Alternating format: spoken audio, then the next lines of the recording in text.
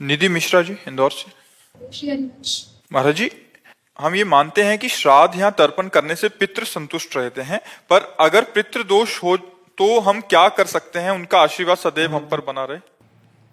उसे ये प्रश्न तो किसी पंडित से कीजिए जो इन कार्य प्रणालियों को करते हैं।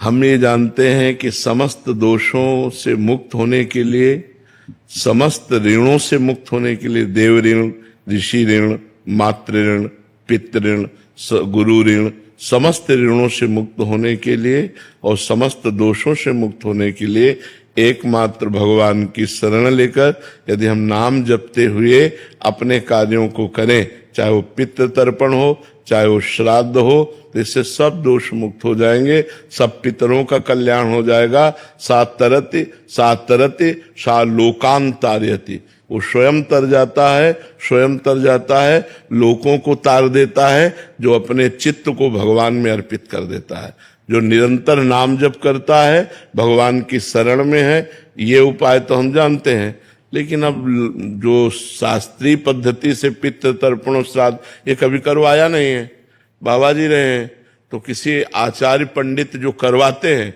उनसे पूछ लीजिए।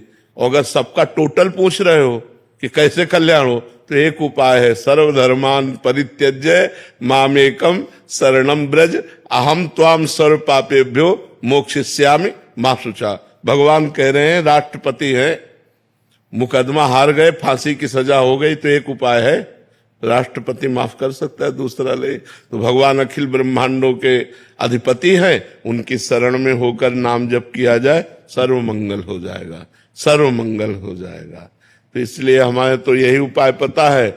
अगर और छोटे मोटे उपाय जानने हो तो किसी आचार्य से मिलो जो आपको ऐसे उपाय बताए, हमको तो इसका ज्ञान है नहीं जी। अजीत दुबे जी, राधा वल्लभ श्री हरिवंश। महाराज जी, क्या नाम जप करने से बिगड़े हुए कार्य में सफलता पाई जा सकती है? बिल्कुल बिल्कुल, यही तो एक उपाय है जो बिगड़े हुए कार्य को संभाल दे, यही उपाय है, दूसरा कोई उपाय नहीं।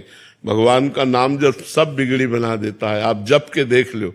लेकिन ध्यान रखो, बिगड़ा है 100 ग्राम और भजन है 1 ग्राम, तो अभी बिगड़ी नहीं बनेगी। जब 100 के ऊपर, 100 ग्राम के ऊपर भजन बढ़ेगा, तब आपको फटाफट सब कुछ बनता नजर आएगा। अब होता है कि हमारा पाप है 500 ग्राम और भजन 5 ग्राम है, मान लो हम मानते हैं आप करते हो, तो आपको अनुभव में नहीं आएगा, आनंद अनुभव में नहीं आएगा, क्योंकि जब तक संपूर्ण पाप नष्ट नहीं हो जाएगा तब तक भगवदानंद का अनुभव नहीं होता। इसीलिए कुछ लोग थोड़े दिन भजन करते हैं और देखते हैं कि लाभ तो मिल नहीं रहा, नुकसान हो रहा है। नहीं, भजन तो लाभ दे रहा है, वो आपके पूर्व पापों का नाश कर रहा है, आपका मंगल कर रहा है। भजन कभी व्यर्थ नहीं जाता, अविनाशी परमात्मा का सुमिरन भजन कभी व्यर्थ नहीं जाता।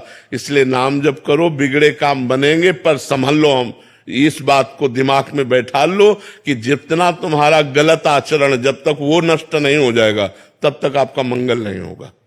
पुण्य कर्म के बस थोड़ा सुख आ जाएगा, पाप कर्म के फल दुख आ जाएगा, लेकिन जो मंगल है एक बार शुरू हुआ तो कभी अमंगल नहीं होता जीवन में। ध्यान रखना, अमंगल होते होते मंगल हो जाता है, दिखाई देता है ये अमंगल हुआ, मंगल हो गया।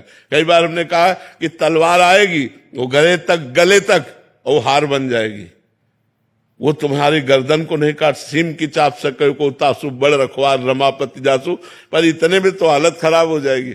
बस उसी में हालत खराब ना हो तो वही भक्त है, वही भगवान का भक्त। बड़ी कठिन बात है ये, बड़े लीला बिहारी भी हैं, बड़े लीला बिहारी। हरि तेरी गति लखना पर है, सारा